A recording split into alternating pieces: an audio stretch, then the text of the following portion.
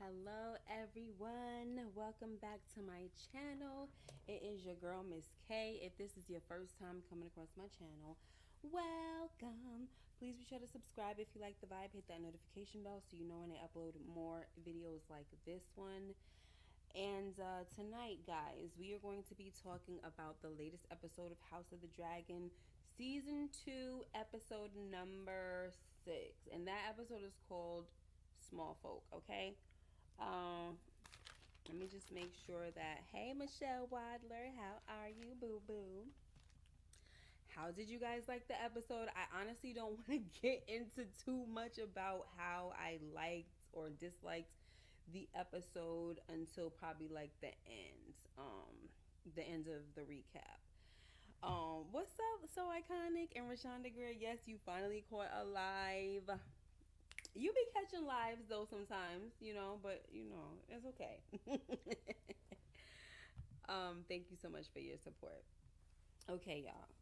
We gonna get into this, okay? We got the let them eat cake or let them eat fish. Which one? Which one do you want to eat? You want to eat cake or you want to eat fish? Because some people threw that nasty, funky, slimy. That was so disgusting. They straight threw that dead fish guts at her face, at Allison's face. Okay, I'm not gonna lie, y'all. We know that Allison, for those that are not Team Green, this girl has been deserving of this. It's a long time coming. This is the mess that you have helped stir the freak up, okay? Stir fry it, honey. This is what you helped out, all right? However, I've been softening up on this girl just a little bit. I've been, softening up to her, should I say. Not warming up to her, just softening just a little bit. So I ain't feel bad when she got hit with that. I did not feel bad at all. I'm just saying, prepare for when I talk a little bit about how this chick is not as hateful in my opinion as she used to be, or I don't hate her as much. Okay, so we're gonna talk about that as well, guys. So listen, when the episode starts off, we've got Jason Lannister, and he's coming to this other lord, I believe, at the Golden Tooth. I don't know who that guy's name is. I'm pretty sure that people that are really heavy into the books, I have read some of the book, but because of the show, I didn't really want to do too much, so I tried not to read too much. But I read enough to know what is probably gonna go on, unless they switch the story, which they have been doing. Okay, but anyway, so I don't know that guy. I'm pretty sure there's other folks that knew his name, blah blah blah, and that's totally fine. What's up, Antigone? I think that's your name, babes. So, oh, can I back up a little bit? Did y'all notice that the Reigns of Castamere were playing? I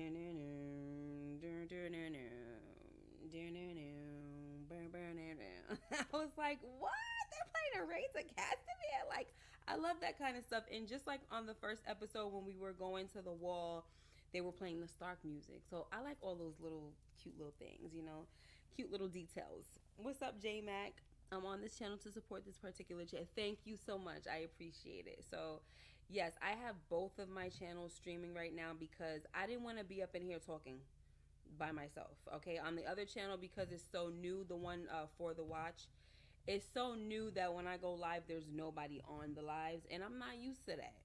Okay, so look, I don't mind it. I can do it, but I don't really want to talk to myself. I want to interact with y'all. That's why I have channels.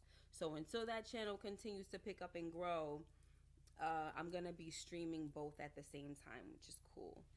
So, yeah, For the Watch. J Mac is watching from For the Watch. Thank you, J Mac. I appreciate it. Get them numbers up and them likes, honey. All right, y'all. So, let's get into this. So, now like I said, Jason Lannister is at the Golden Tooth. He has reached there with his men, okay? And he's telling him, he said, listen, send word to my brother, because Jason and Tylan, who is on the small council, are twin brothers, okay?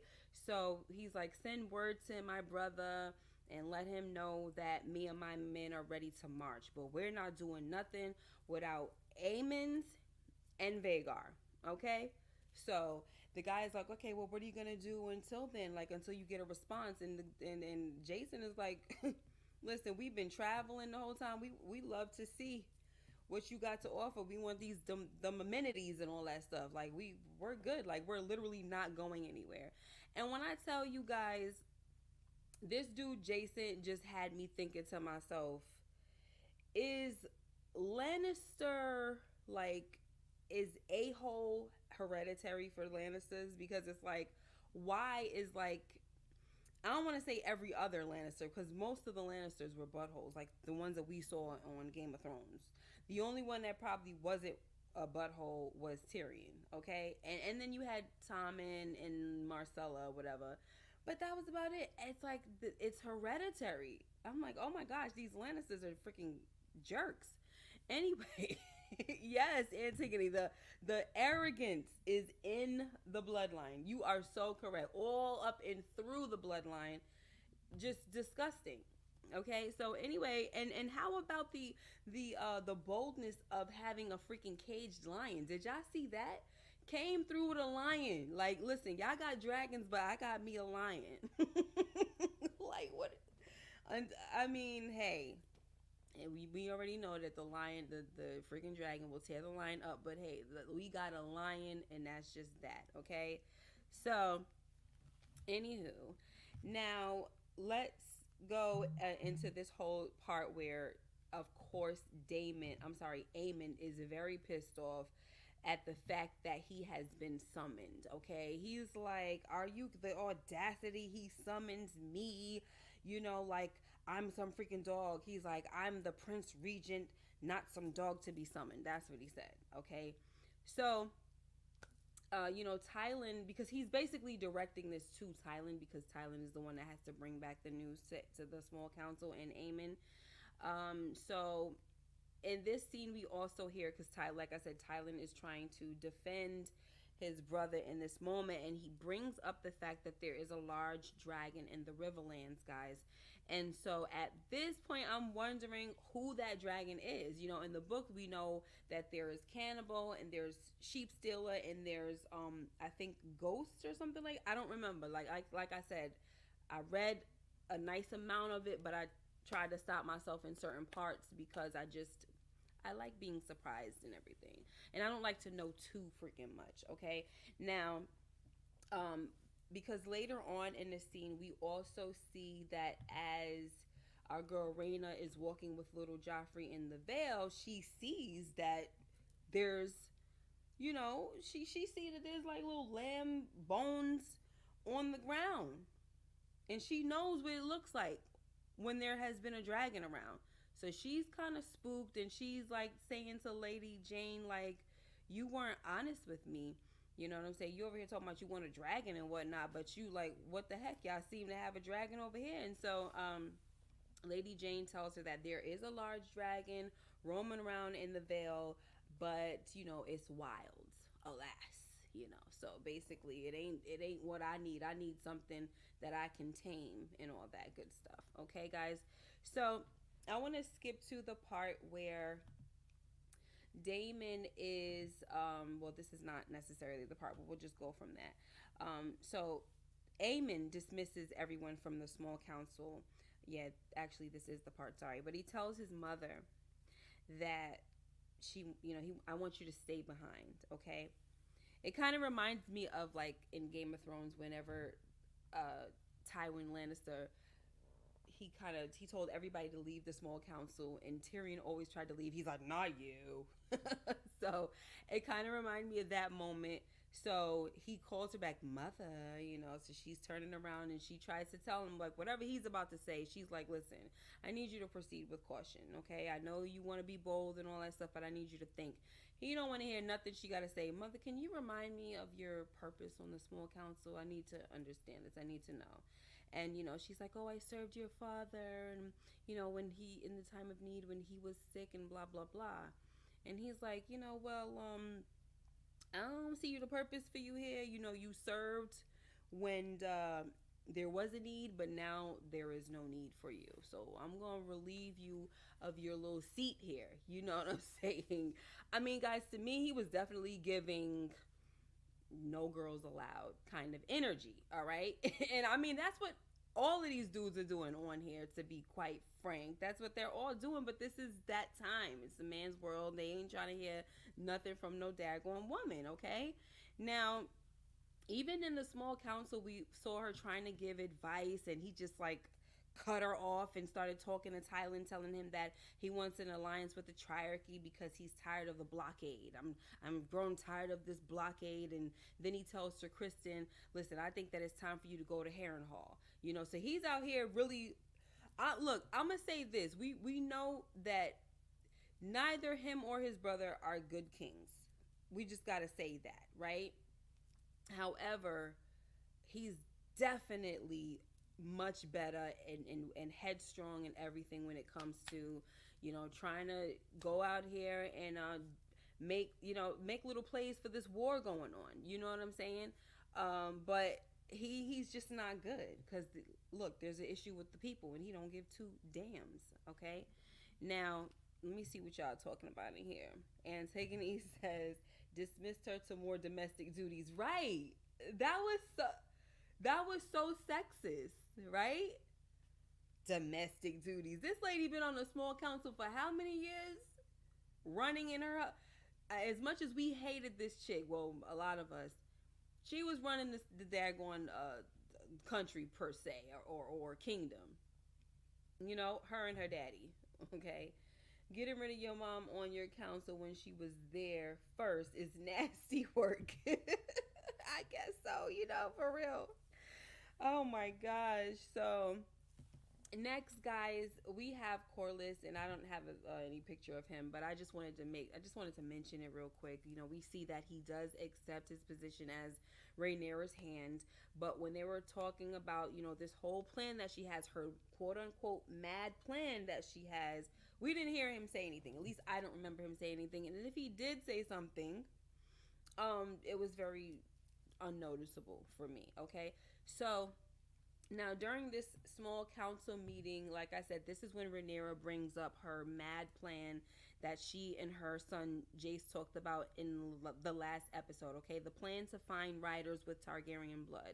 So the best candidate right now is Steffon Darklyn. Okay, now, as dangerous as this is, we see Steffon Darklyn, he's honored and he's willing to try, even though Rhaenyra warns him and she's like, you know that I'm not like making you do this, right? This is something very dangerous, and if it doesn't work, you can die, right? And he's like, I'm here to serve you, my queen, you know, I'm willing to die for you.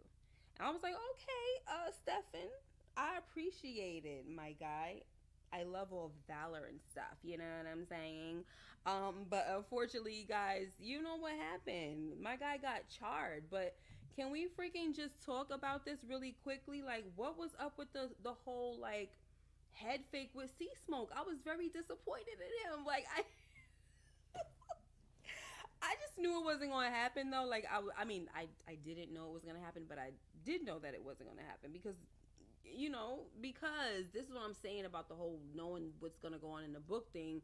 You already know who's going to ride Sea Smoke unless they change it. So I was like, okay, if they're going to see, my thing is, I didn't think she was going to choose Sea Smoke out of all of the dragons to test it out first. Maybe it's because Sea Smoke is the smallest one out of the three that she needs riders for.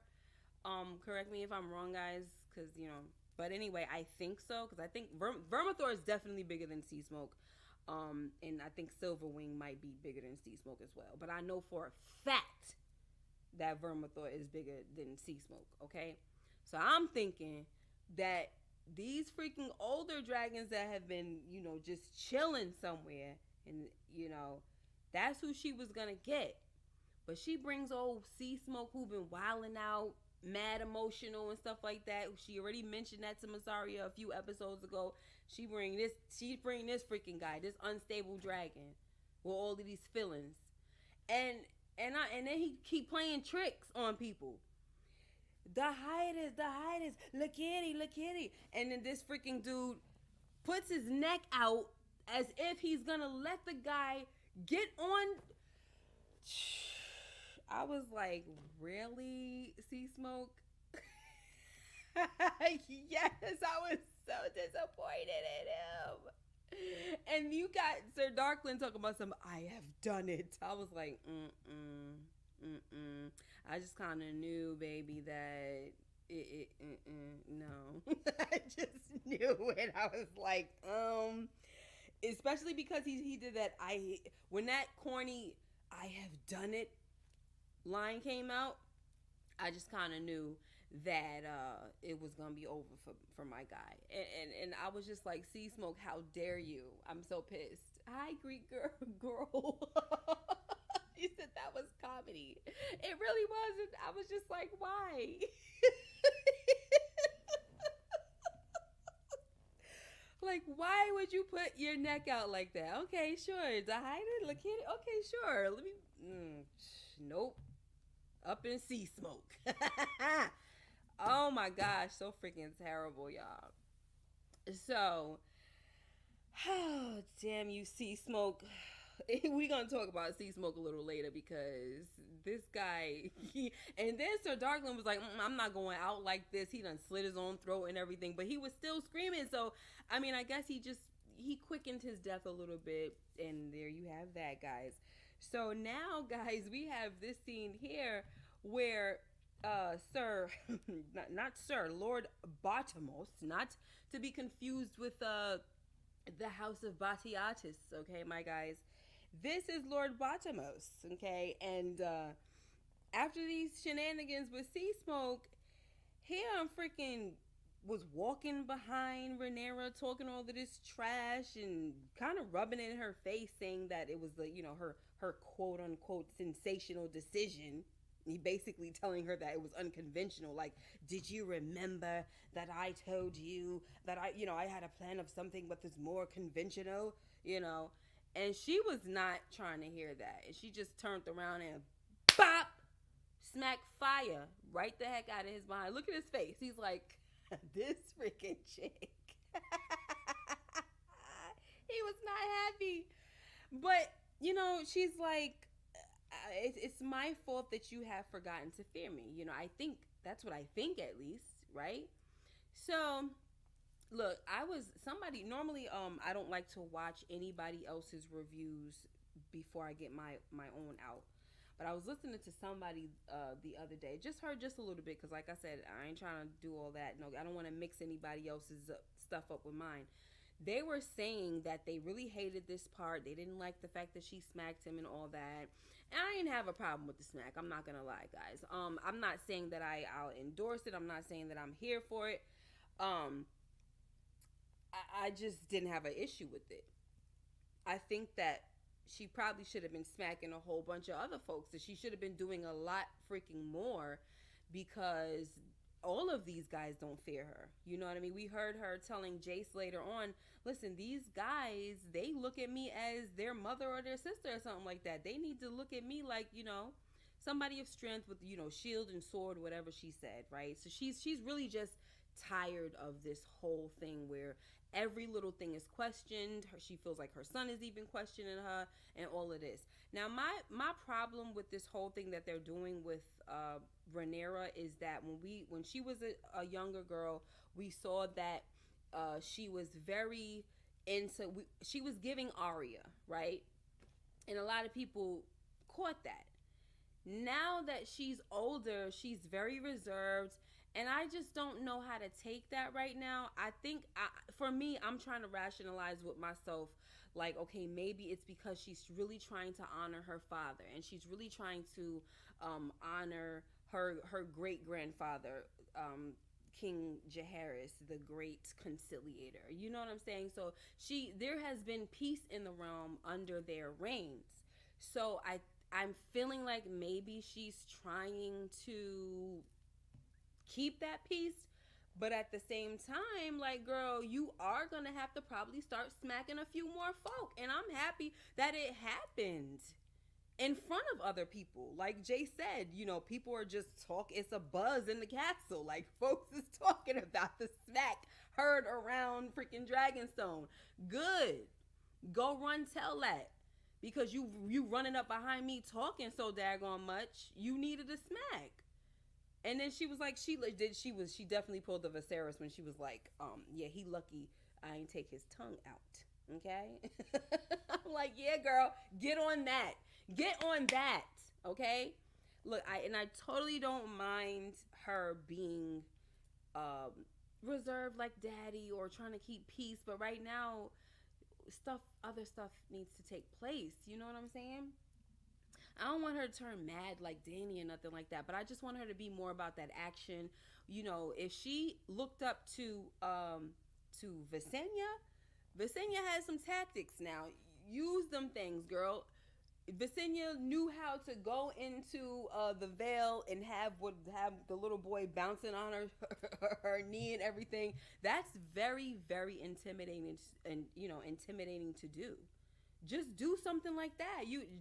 I ain't have to hurt nobody or nothing like that. I'm just letting you know that look, I can touch you, I can touch your child, but we don't want it to go there. You know what I'm saying? And I got my dragon parked outside as well, so we can make this happen. You know what I mean? So I'm just saying she really doesn't have to be a mad queen. She doesn't have to do anything like that. But if that's who you looked up to, then girl, go on and get the looking up to. Like, stop playing around. Because I'm getting tired of this. I feel like I'm on some kind of weird ride where she's just, I don't know what the heck she's doing, y'all. And I'm team black, and I don't have anything against the team greens. I'm just letting you know I'm team black. Okay? I'm team black. Let me see what you guys are talking about. He was mad disrespectful. He earned that. He really did, because it's like, just shut up. I'm so tired of every little thing that I do. You guys have so much to say. Like, just hush. He deserved it though. They were definitely playing in Rhaenyra's face. Yeah, they've been laughing. You know, they've been doing a lot to Rhaenyra. And I feel and see, the reason why I'm saying what I'm saying about this weird ride that I feel like I'm on with her is that I keep saying, "Oh, thank you for the Cash App, J Mac. I appreciate you." Um, I keep thinking to myself, okay, she this right here can show that she is on the verge of, you know what I'm saying, going off the handle, right? Like, maybe this is a little hint that it's coming. However, because it's such a slow burn, it also makes me question if it's going to freaking happen.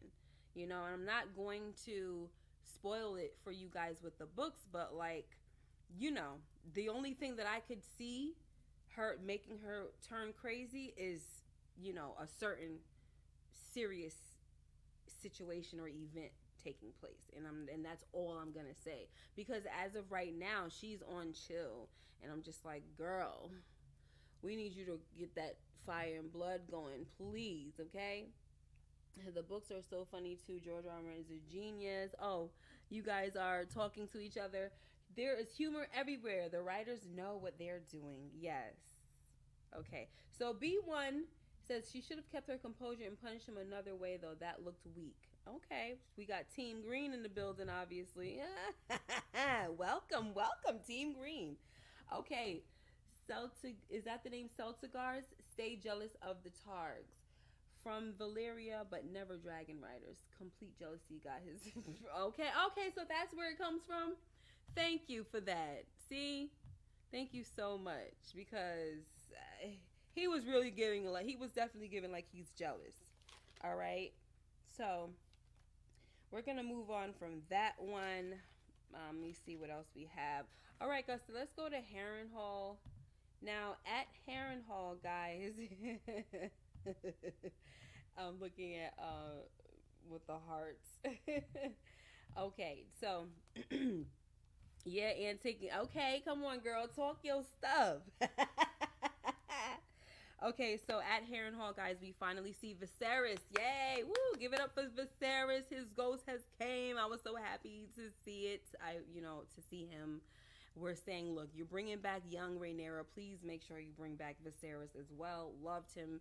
And then we got Aemond as well, his wife, his deceased wife. I'm like, okay, go ahead, put some respect on Aemond.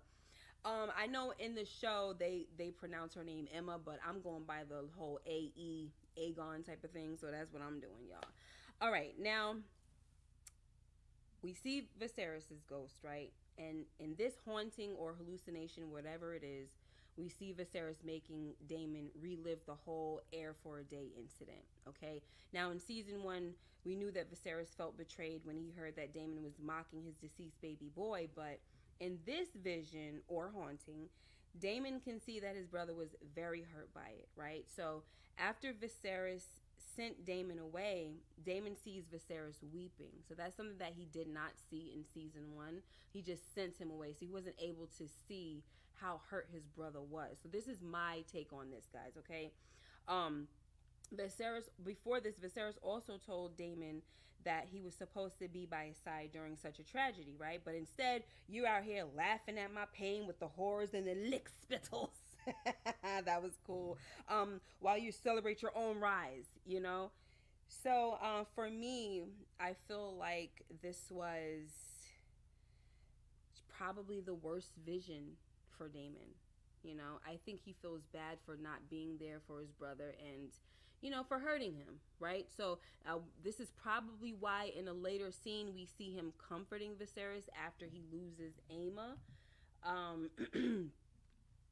Now, I feel like this is probably reflective of something that he wishes he could have done, right? Like this is a regret of his.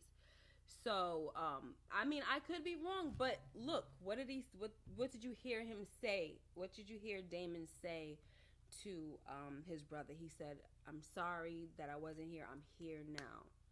Right?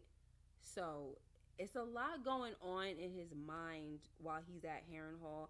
A lot of stuff that's being revealed that it's like his mind is being revealed to us. So the craziest thing to me was him chopping off young Rhaenyra's head. That was weird because we know he loved young Rhaenyra. So for him to chop off her head was like, oh snap! But it was because I think that was kind of like symbolic of him wanting her crown. You know, because what happened when he chopped her head off? I think the crown fell to the floor and everything like that, right? But he loves his brother. He definitely loved young Rhaenyra. I never doubted that he loved his brother. Remember that time when he came, that last effort that he made to just, he got out of bed. I mean, the guy was almost freaking dead, and he's trying to climb to the Iron Throne. His crown falls off, and then he refuses help from everybody else. But when Daemon comes to help him, he's looking like, who's helping me? He sees that it's his brother. He allows it. Then he helps him sit on the throne, and he puts the crown on his head. Oh my gosh, that was just so freaking touching for me. Okay. Anyway, so let me see. I think someone said that. Michelle, thank you so much for the super sticker. I appreciate you, hun. So Greek girl, she says I can't see most of the chat. So weird seeing messages on my screen, but not in the chat. What's happening here is that I am going live from two different channels. Okay, I have another channel called Rewind That with Miss K.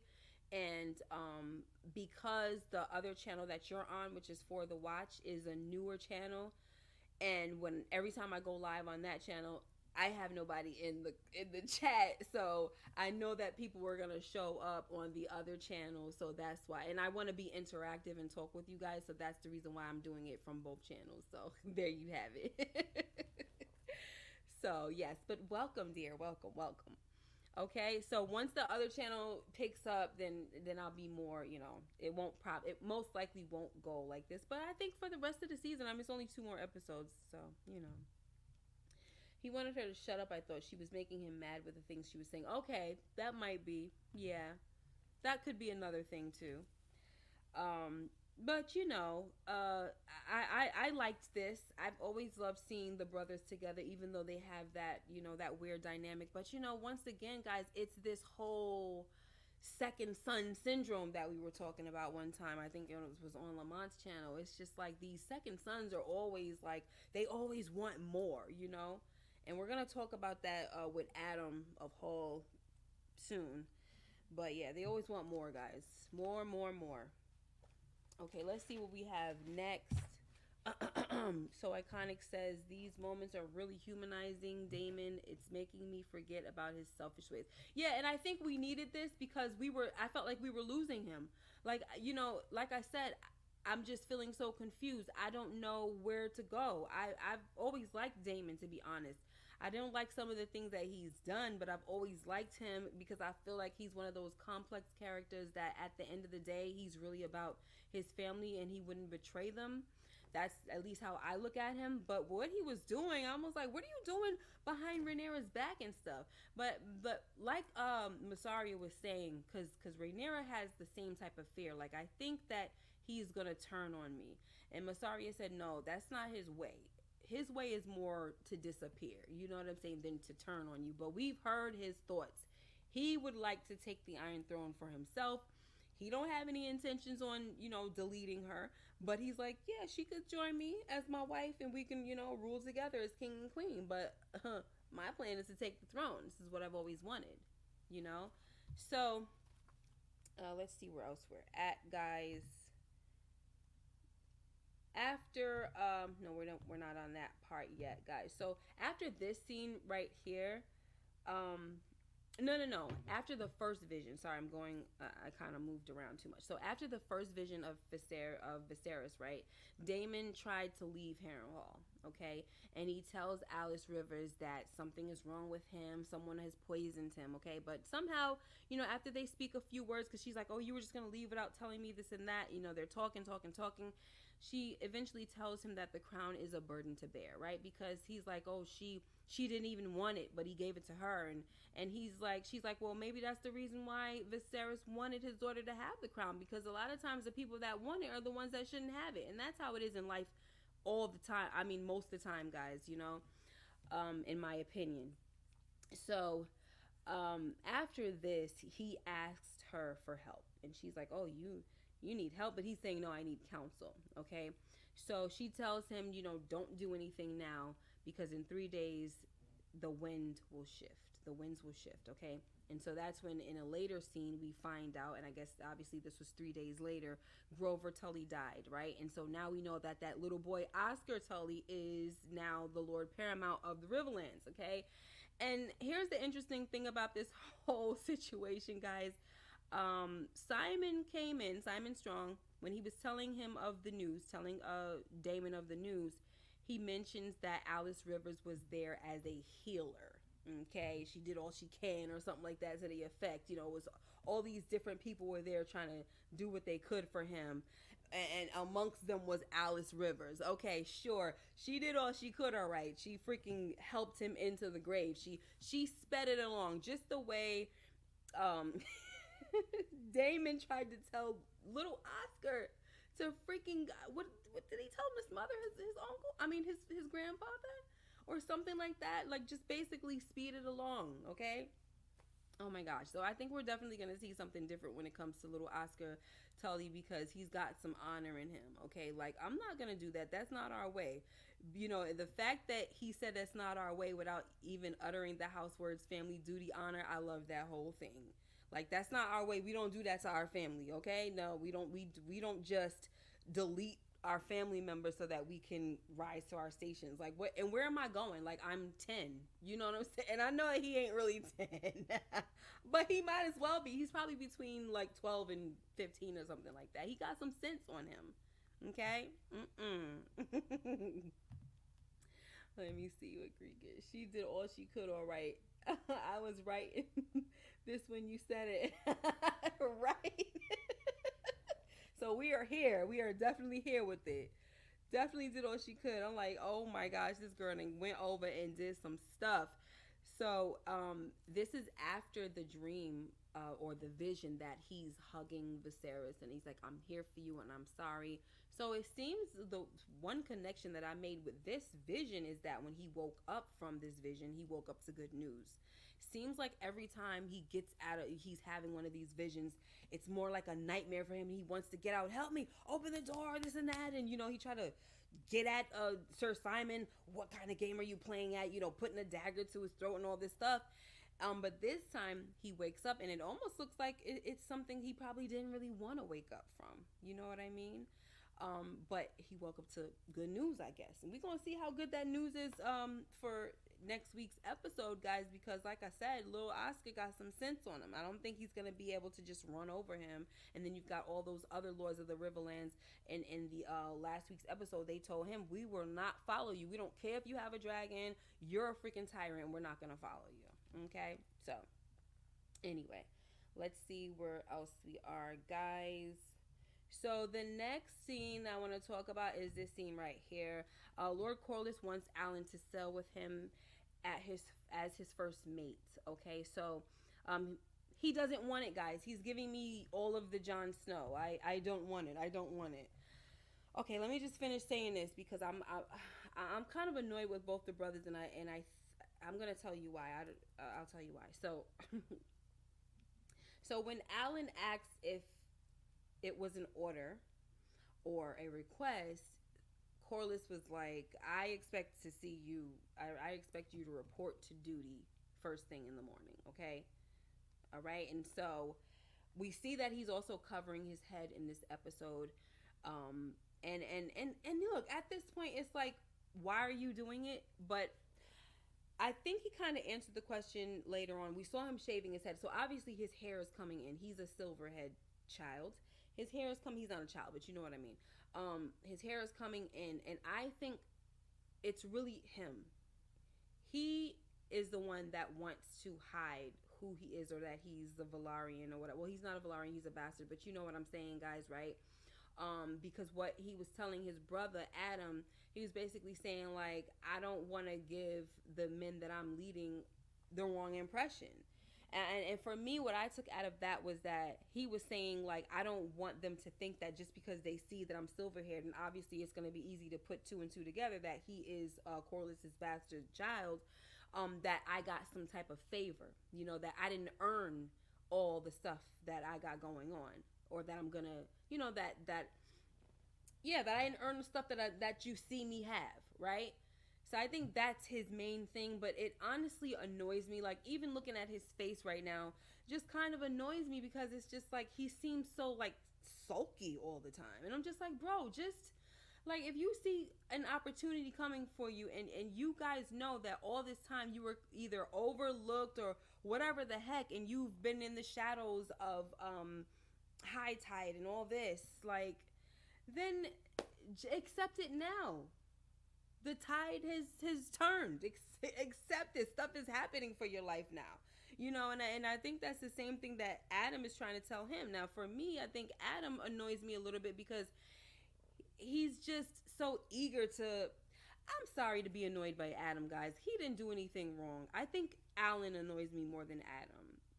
But I think it's because they're not giving us too much to go off of with them. We don't really see them that much. So I think just seeing his face like this all the time, and always telling his brother, just let it go, and you know, it's never going to be ours, and this and that, this old grumpiness is annoying me, you know? And so, yeah, that's probably what it is. Like, Corlys is trying. He has been awful to them, but give Pops a chance. Yeah, he has been awful. And you know, like, Rhaenys, like, that kind of was like her last wish before she died, even though she didn't know she was gonna die, and saying like, listen, you might as well give Driftmark to you know, to him. But we got Alan over here who's like Mr. Sulky, and it's just, I'm annoyed with it. It just gets on my nerves. Sometimes there's certain characters that annoy me for a little while, and I don't always know exactly why, but I do know why. I think it's just hard to explain. It's hard to explain. And what it is that I need more. That's all it is. I just need more. I need more. And I'm tired of seeing your face, like, always looking like you got an attitude, like when somebody trying to give you something. And then you got Adam saying, bro, go get it. Like, come on now. You know he ain't gonna pay attention to me.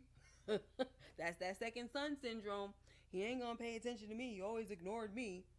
So, anywho, look what happened. The one that was able to get the dragon, you know. So anyway, but I guess it says something for the ones that always want it so much. He was blowing me too. Yeah, it's just like annoying. I'm just annoyed. So here we go, guys. yeah, like I said, he's covering his head because the hair is growing back. We saw him shaving it off and everything like that. Now, we also saw in this scene. This is another reason why I'm just like Adam. I mean, give it up, but I guess I'm happy for Adam. I don't know. I don't know enough about them to be happy, so I'm kind of like running ahead. I don't want to run ahead, but I loved that she said that to Corliss before she passed. Now he knows how she felt. Won't feel like he's disrespecting her if he brings the boys close. Exactly. Yes. Indeed. Indeed. Indeed. And I'm wondering why he came out with the black hair and the other one came out with the silver. Okay, guys. So what I wanted to do was have this quote that Masaria had. Normally, I'll have it like going across the screen or just showing, and I forgot to put it in. But she said to Rhaenyra, it is harder when she's trying to school Rhaenyra on, sorry, all the things that she's got going on over in King's Landing. How she's putting all that, the bugs in the air. You see how she sent that lady out to be like, oh, they're eating beef and lamb and fish and cakes and this and that and all these juicy. Listen, the food that lady was describing sound amazing, okay? And the fact that they didn't go crazy on them right then and there, like just go out into the streets and start going crazy, I was surprised, okay? But anyway, Masaria, she says it is harder to wage war abroad when you must also keep peace at home. And this was her response to Rhaenyra when when Rhaenyra was saying that, you can make the flames grow higher and everything, but Aemond is going to use force to put them out, and that's when Masaria said what she said, and I was like, I love that because it's the truth. A lot of people, especially people in power, they don't understand that you better care about what the small folk think and how they feel, because if they come together, it's more of them than you, or more of us than you. If we come together, it can be an issue, right? So I like that right there. Okay, now speaking of the small folks, guys, oh my gosh, this was a disrespectful scene. Even though it's just a passerby type of thing, but like the guards there bringing through a wagon full of lamb for the dragons to eat, right? And meanwhile, the people are starving. They're going crazy. The food is running out and stuff. We saw Hugh's wife on the line. That's her. That's her right there. And she's looking at all the lamb pass by. And when she gets to the line, they have a sick daughter. When she gets to the line, and she's like, "There's no more food left." She's like, "Please, I was waiting all day. Like, is there any scraps or anything?" And look, they are guarding those lambs, so you can't even snatch one if you wanted to. Okay.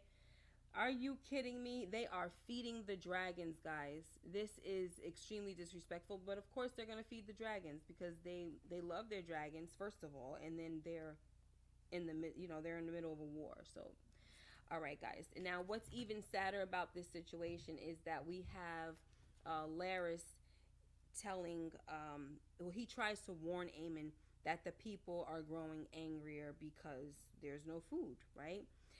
But his response, and when I say his, I'm talking about Aemon, his response is, so, he's like, and why is this anger directed towards us? You know what I'm saying? It's Rhaenyra, the pretender, it's her fault. She's the one who stopped the food from coming through, right? And I liked when Laris told him that the enemy within is more insidious, right? It's different when you're fighting abroad. It's kind of like the same, like we kind of see that him and Masaria have like similar thoughts when it comes to like the small folk and stuff, and he's trying to school Aemond just like Masaria is trying to school Rhaenyra, but the difference is that Rhaenyra cares and Aemond don't give a daggone.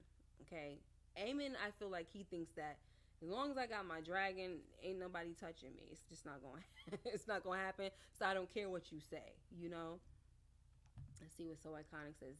They could have flown the dragon out to eat somewhere, not them pulling a lamb U-Haul through the streets, teasing people. Right. That's what I'm saying. Oh my gosh. That was just insane, guys. Okay, so now we got Laris, guys, in this scene. he is telling Aemon that he needs a hand. Okay, you don't want to take on this burden by yourself. Okay, but that person that you choose as a hand should be different from the one that your brother had, which was Sir Kristen Cole. Okay, now of course we know he is trying to slide in and claim that position for himself, guys. But Aemon, he ain't having it. Okay, he will not be manipulated like Aegon. All right. So he tells Larys to send for his grandfather, Otto Hightower. All right. But we do find out later, guys, that Otto has not responded to any letters, and not even from Alicent. Okay. Now we'll talk about that a little bit later, because there definitely might be. Of course, there has to be a reason why he's not responding. Okay. But we got Maester Orwell, who comes in and kind of interrupts this whole thing, especially after Aemon calls he calls Larys a toad for just even assuming or just thinking that he was gonna have him as hand. Or no, I'm not naming you as hand. You must be out of your freaking mind, guy. You toad. He don't listen. You gotta already, guys. You already gotta know he does not respect Larys, because even in the first council, when they named him the regent, he let it be known, like, why would I trust you when you left your, what I'm saying, your seat open for grabs, what I'm saying, for the enemy to get to? Why would I respect you? I kind of feel like he might have wanted to say, why would I respect you after you had your brother and your father deleted? But he might have just held that one in, or maybe he doesn't know it, or maybe he suspects it. You know what I'm saying? I'm pretty sure folks are talking or have talked. So like I said, Maester Orwell comes in to let Aemon know that Aegon has woken, guys, and he definitely might live. He is stronger than I expected. Okay, so now we have Aemon. Oh, what happy news. He's so crazy. All right, so he goes in there, guys, and he wants to see his brother, to ask him what he remembers. Okay, and Aegon says, I remember nothing. Okay, we know daggone well that is a freaking lie, because he knows that his brother would have definitely been in there to finish him off if he would have said, yeah, I remember you Jacarising me. That's what the heck I remember. My own brother, Jacaris. So, and then he tells him, it's like he's saying, well, in case you think that in case you remember what you think you remember, let me just remind you that your stupid behind went after Melees, okay? That's what happened. And he's pressing the ball into his burn and all that. Oh my God. Did y'all see when it was pulling like the skin and it's just, what's going on with him is very disgusting, and it probably stinks, okay? All right, guys. So now we have Massaria, who comes and tells Rhaenyra that the gift is sent. Okay, the gift has been sent. Anybody like Massaria's accent? I just love her accent. So then we see the boats come into the shore with the food in them. These boats carry Rhaenyra's banners, so they know exactly who it comes from, right? So the small folk are praising her for feeding them. Oh, well, Queen Rhaenyra, this and that. And, listen, Hugh, he asking folks, where you get this food from, this and that. And they're like, oh, there's ships and all that coming in. He like, I ain't waiting for no daggone ships. Give me that food. Run me my... I was like, really? You want some bully mess right now? Because I'm looking at him like he's a pretty good guy, but he like, I don't care right now. Like, this is life or death, right? You go on and get your stuff. My child needs food ASAP. So he did not even care. He was like, I'm not going all the way to no shore to get with all these people. Are you kidding me? I probably wouldn't even get through. I don't even know if it's going to be there when I get there. So I'm sorry. It's the survival of the fittest right now. And that's how it happens though, right? Like, that's just how it goes. Okay, guys. So, and I thought this was a pretty cool tactic. So now we have Alicent, and she's asking Maester Orwell what Aegon would be if he lives, And my guy, when she asked him that question, because he had his answers for everything at first, because she's like, oh, I thought you said that he was awake and doing better and stuff like that. And he was like, yeah, he spoke earlier, but he sleeps like 9 hours out of every 10. You know what I mean? And she was like, so what would happen if he lives? What would he be? My guy did not say anything. He just said, he's like, I'm gonna gracefully bow out of that one. That sounds like a you kind of issue, a kingly and queenly issue. I'm bowing out. We're not on the small council right now. I'm not about to talk about this, okay? So he just didn't say anything. I was like, wow, okay, that was respectful, but a little bit awkward, guys. Okay, but it is what it is. I mean, what is he gonna say? I mean, he could tell the truth, but I mean, how do you really answer that question? You know what I'm saying? Like, he has his mind, right? The same thing that Laris told him. He has his mind. Like, I'm not gonna freaking sit here and make plans for a king while he's in this position right now. Let's get to it when we get to it, okay? Okay, now, so here's what I have to say about this chick, Allison, guys. It's been hard to hate her. I told you guys this earlier. It's been hard to hate her a little bit as of late. In my opinion, she's been showing that she does have love and concern for her children. Okay, now we saw how she put herself in front of Helena when they were, trying to get away from the small folk, and she got the little fish guts thrown in her face, and all of that. So she was definitely trying to protect her daughter. And I never doubted that she loved her kids. I just didn't think that she was the best mom. But it's been hard to hate her, but I'm not forgetting at all, okay? Now, in this episode, we also see that she asks Gwen about her son, Darren. And, she's like, how is he? What's he like? And Gwen tells her that, he's loyal, he's this, he's that, all of these great qualities that this kid has. And then the biggest one was that he's kind, right? And it seems like she was happy to hear that, because she's like, that's one thing that I think my other boys have lacked. Aemond and Aegon, they weren't blessed with kindness, And I'm like, I wonder why. Like, why weren't they blessed with the kindness? All that hate and bitterness you had toward Rhaenyra over the years, it was displayed right in front of them, okay? So, maybe that's what it had to do something with that, you know what I'm saying? And I think she feels that way as well, because you got Gwen over there saying you did a good thing by sending him away, you know what I'm saying? And King's Landing is this, that, and the third, the Red Keep, and blah blah blah. And she said, is it the castle or is it me, their mother? You know what I'm saying? Yeah, girl, it was you. You had a lot of hate just permeating throughout that freaking castle, and it is definitely your fault. Please understand and know, okay? And here's another thing that I will say. She never tries to bond with Helena over them little bugs, okay? So she still got some work to do as a mom, y'all. I'm just trying to say that I'm not hating her as much, okay? I actually don't hate her at all. I think that she's slowly but surely paying for the events that have been set in motion, So she's just most likely gonna get what's coming to her, and then that's just that. But look, I might feel bad for her when it happens, because they're really softening her up compared to how they have her in the book. So whatever, guys.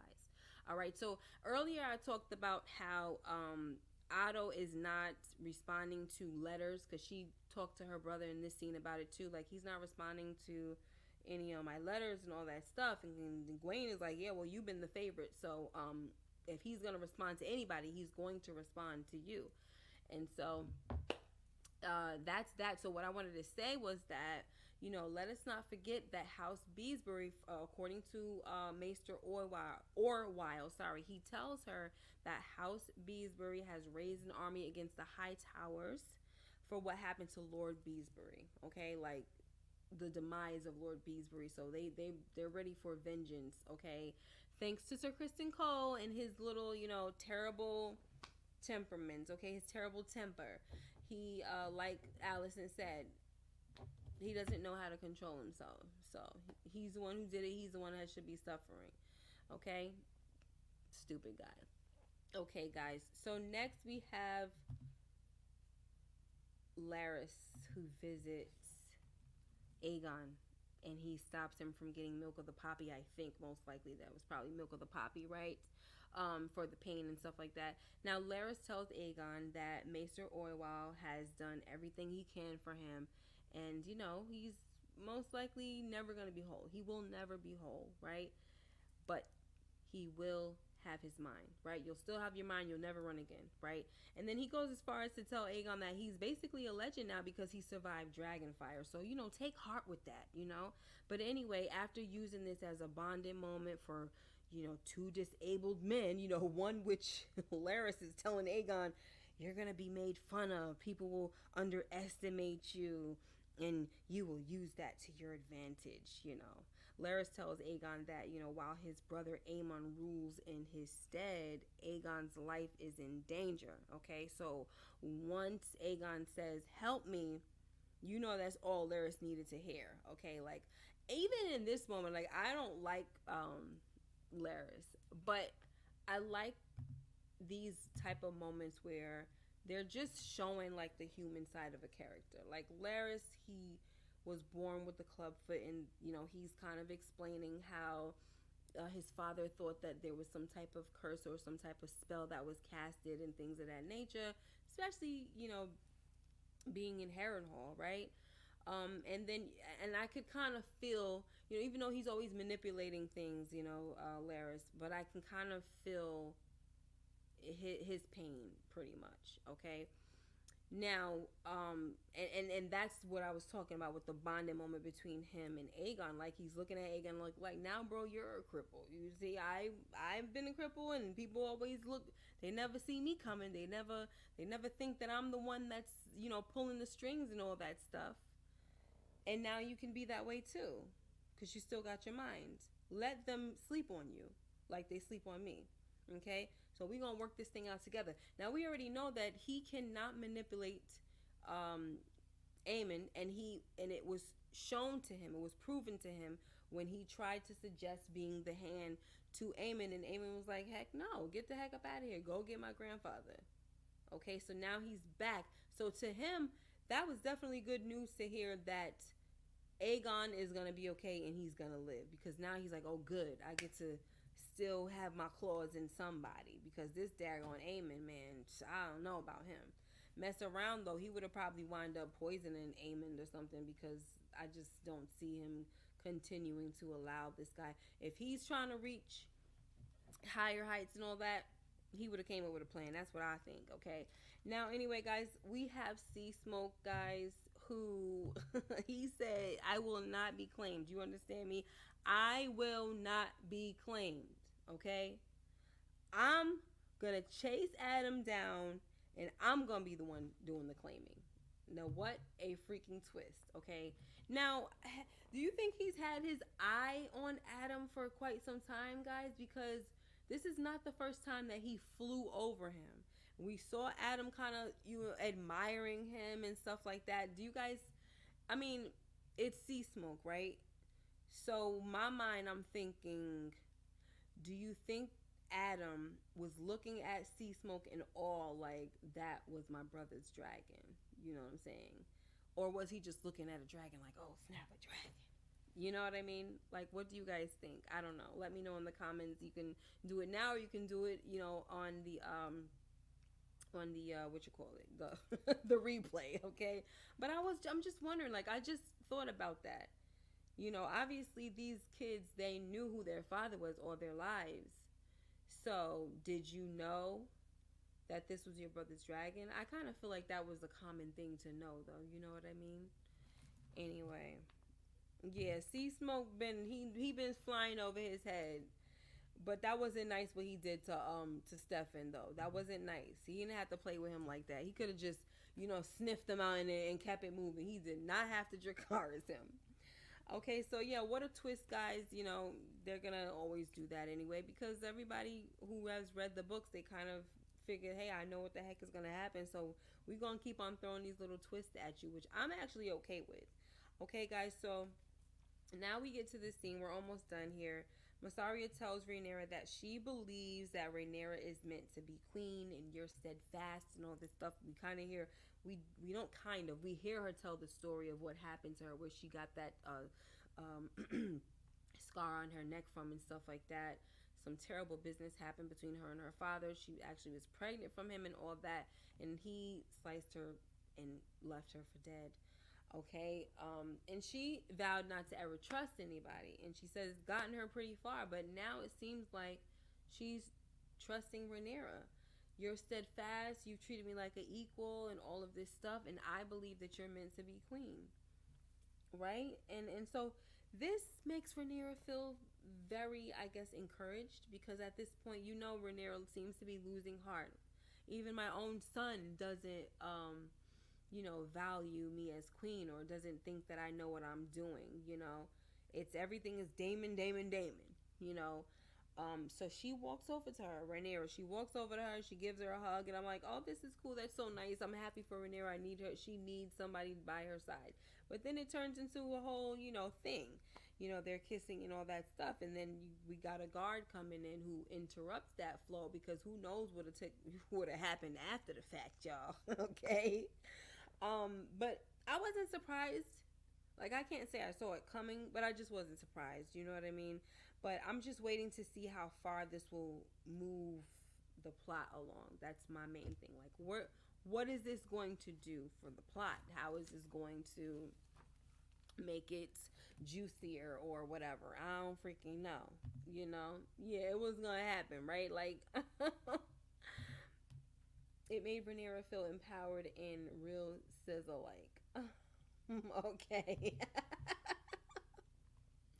So, guys, in the last scene, we see Rhaenyra, because the guy comes in, and he's the guy. I'm sorry, I'm getting tired, y'all. Not the guy, the guard. He comes in and he's like, "Oh, Sea Smoke has been spotted. He has a rider. We can't tell who, because she wants to know who it is." And automatically, you got Masari saying, "Is it the Greens?" And listen, Rhaenyra, she is seen flying off on Cyrax, and she needs to know who the heck this is. Okay, I need to know who is on this dragon back. All right, and that is how the episode ended, guys. And I want to know what you guys thought about this episode. Was I guess I feel like it was good enough. We're here, we're talking about it. You know what I'm saying? Good enough. However, I'm not really excited about what's going to happen next. So there's only 2 episodes left, and it's just not exciting for me. I don't know. And here's my thing. This is me thinking that, all right, since we don't have that much source material, like with the Song of Ice and Fire, we have so many books, right? We don't have that much source material. So if we could possibly get at least 4 seasons out of this, we need to kind of like drag the other significant events along that we know are going to take place. We gotta drag some things out. So I'm just trying to figure out like what will be something huge that's gonna happen in the next 2 episodes. I don't know. So that's where I'm at with it. I just don't really see what they're doing. I don't see what they're doing. Is Daemon gonna come out of Harrenhal? You know what I mean? Like, what are we doing here? And I'm not trying to rush it. I'm really not. I'm just like, to have 2 episodes left and it hasn't been that exciting is just like, wow. I almost feel like they could have left the Rhaenys death for a later time, because that freaking episode was so epic. And was that an episode? What was that, episode 4? That was episode 4, guys. That was too epic for an episode 4. And yeah, so I'm just kind of confused as to like where we're going. But I'm here for the ride anyway. I'm loving I just love that whole world, Westeros and all that good stuff. So I'm not necessarily complaining. I'm just on my confusion at this point. You know what I'm saying? Totally on my confusion. And I don't want to be confused anymore. I want to see more. I just want to see freaking more. Okay? Bring the plot along. You know, do something with Rhaenyra. You know, get her going. Let her smack a few more people. Even, you know, get a tongue out or two. You know, like do something. Have her and Damon like meet up one time or something like that. I don't freaking know. I just need something to be done. All right. Anyway, guys, thank you so much for being here. Um, I'm so glad that I was able to merge both the channels because I would have been done with this so freaking fast with nobody to talk to. I'd have been in and out. I would have said what I said and I would have been in and out. But I love to interact with you guys. That's the whole point. But thank you guys so much for being here, Antigone. And I think I know how to say your name because I love Greek mythology, and that's how you say those kind of names, girl. You know what I'm saying? So yeah. Antigone, thank you for being here. So iconic. I'm so happy you were here. And J Mac, thank you for hanging out. And who else? Let's see. I got some new people. I think they're from the new channel. Greek Girl. I love that. It's so cute. Michelle Wadler. B1, who is here for Team Green. And there's probably some other people, but they're not saying anything, which is totally fine. Rashonda Greer, thank you guys so freaking much, okay, for being here. I love y'all lots. Love your channel. I need to find the other one. Oh, thank you, hon. It's called Rewind That with Miss K. Let me see if I could put it in there. I don't understand. But that channel,